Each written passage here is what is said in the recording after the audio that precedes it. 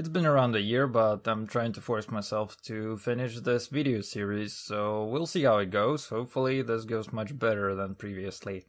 Mind that, the videos are also very likely to take a slightly different format, especially in terms of editing. There are a few reasons for it. Mostly it's because I'm actually trying to get the project out and I'm way too lazy to edit it extensively because I'm going to abandon it again if I try to do so. So in order to actually realize the project and put out all the videos, I'm thinking that I'm going to do a little bit less editing in here, just put some pictures and talk over them. And also because the old videos were actually quite simplistic in their nature. It was mostly text mimicking what I was already talking about, so I really failed to see the point of putting a lot more text on screen. Anyways, it looked kind of like a PowerPoint presentation, so I would like to make it look less like one, although it will still kind of look like images plus me talking.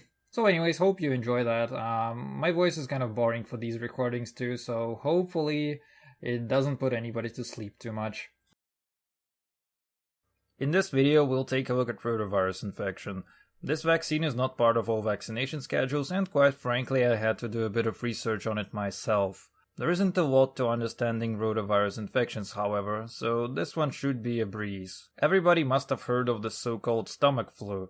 In this infection, you befriend the white ceramic chair in your house that also happens to connect to a sewage draining system. Rotavirus is one of the leading causes of death, and especially in children under 5 years old. Spending a few days throwing up doesn't really feel too bad for us. After all, a lot of us are used to it after having a great weekend. But for children under the age of 2, the rotavirus is the leading cause of severe diarrhea, which in turn is one of the top causes of death at that age.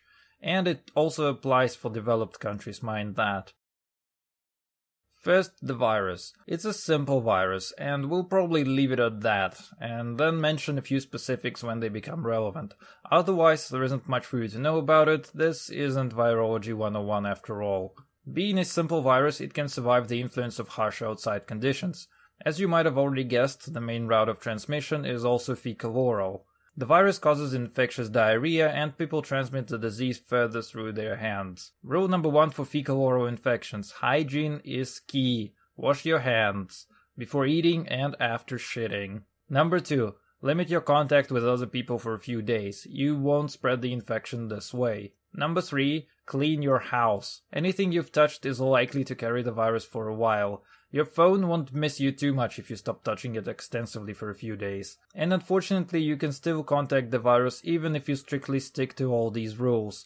It's actually very common to have rotavirus outbreaks in hospitals, especially in pediatric practice. We form our diagnosis of GI infections based on the part of the GI tract that is involved. And to determine that, we use clinical symptoms.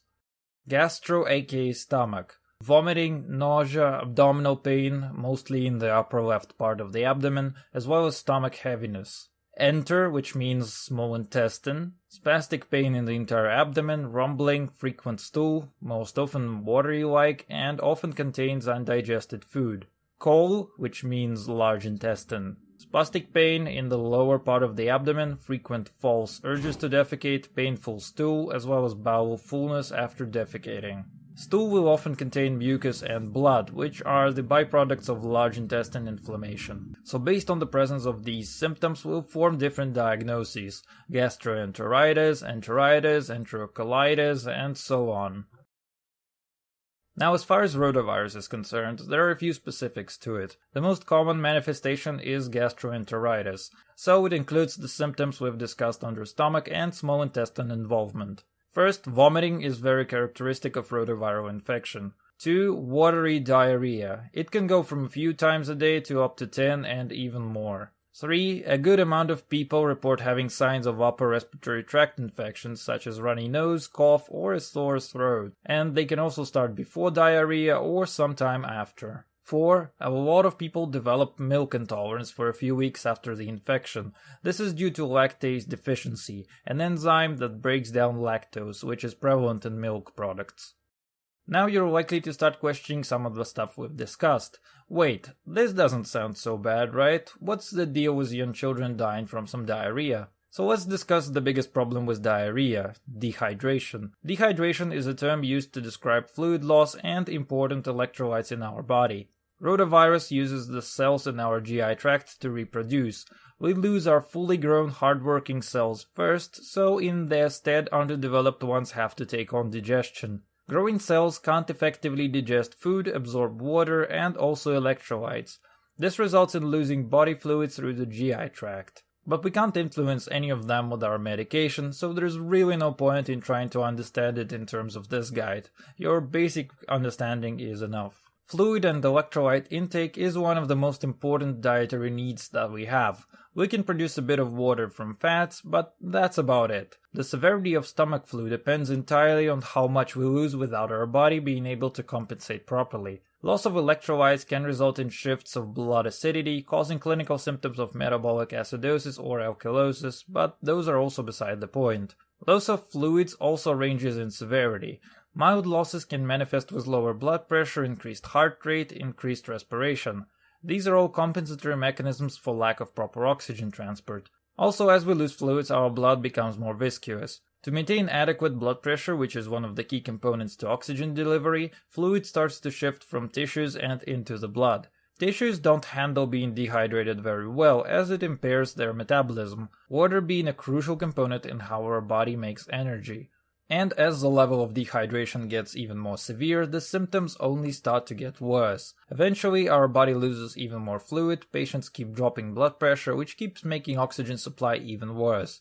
The cells in our body stop functioning properly, and with severe enough dehydration, the organism dies. And so, our main mode of therapy for diarrhea is compensating fluid loss. We judge the severity based on the body mass loss and the frequency of diarrhea. The main mode of therapy is rehydration. If the diarrhea is not severe enough, we can rehydrate via oral route. However, this option is unavailable to us if there is severe nausea or vomiting. Using oral route can also result in poor rehydration. After all, the mechanisms of fluid transport are pretty busted, so a lot of it can just transit through the GI tract and come out without ever being absorbed. So for moderate to severe cases of dehydration, we rehydrate using intravenous formulations alongside some parenteral nutrition to compensate energy loss. Generally, infectious diarrhea can be easily managed with fluids if the problem is identified early enough. But there is again a problem with children. First of all, children's bowels are much less efficient, making them more susceptible to the virus. Also, in children, the mechanisms of compensation for fluid loss are not as efficient. So with this in mind, children are prone to more severe forms of diarrhea, which also results in higher mortality for them. Now let's talk about the vaccine. Available vaccines are oral formulations made out of live attenuated virus. As we've talked previously, they're essentially a virus that has been killed, so it can't harm you by causing the infection, but your immune system will react to it in full. Depending on the variant of the vaccine, it can be taken twice at 2 and 4 months after birth, or at 2, 4 and 6 months. Mind that, sooner or later every single one of us contacts a rotavirus. It's inevitable. Children under 2 years of age have the highest likelihood of developing severe rotaviral diarrhea. This is why we vaccinate children so early, but there is not much point in it after 2 years. There are also different strains of rotavirus. Vaccines vary and can contain one of the most common strains to basically having a few of them inside. The spread of each individual strain depends on the area you live in as well, so marketed vaccines will differ between countries. Contacting the virus, whether through a vaccine or by developing a disease, leaves a lasting immunity. However, it doesn't fully protect you from being reinfected, even with the same strain. Having contacted the virus provides cross-immunity though, and further contact will result in milder cases of diarrhea.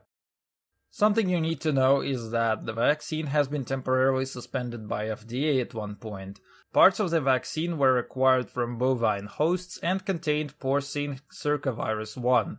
It was found to be harmless to humans, however, so the suspension was lifted after a while. Since it's a live attenuated vaccine, it can rarely cause mild vomiting or diarrhea, similar to the disease. A very rare complication associated with the vaccine is intussusception, which is a type of bowel blockage. Prompt recognition and intervention results in no harm to the child, however. The exact cause of this complication is unknown, but it's been linked to GI infections, tumors, and polyps. The estimated risk of it is 1 in 20k to 1 in 100k vaccinations. A 2009 review estimated that vaccination against rotavirus would prevent about 45% of deaths due to rotaviral gastroenteritis, or that is about 228,000 deaths annually worldwide. So going back to our scale, on the one hand, we can reduce the amount of severe rotaviral diarrhea cases, which is one of the most common causes of deaths, especially among children under 2 years of age. On the other side, we have rare side effects of mild vomiting and diarrhea, which are very similar to the disease itself, and a very slim possibility of intussusception, which is easily treatable at no additional harm to the child.